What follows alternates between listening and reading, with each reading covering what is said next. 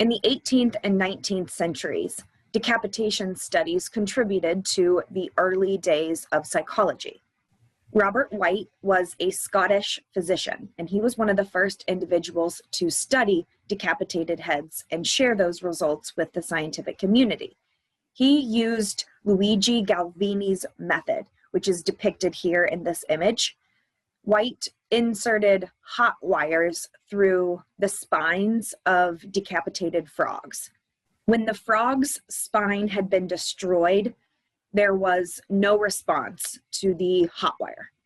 When the spine was still intact, the legs of the decapitated frogs actually moved. They retracted when Whytt sent electricity through the wire.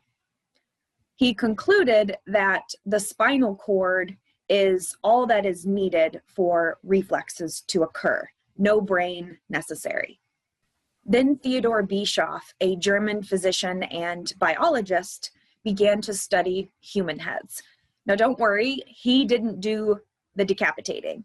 He collected the heads after execution by guillotine. A guillotine is shown here in the example.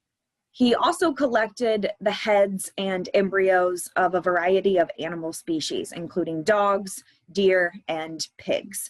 Those animals were relatively easy to get his hands on. He concluded consciousness ends at death.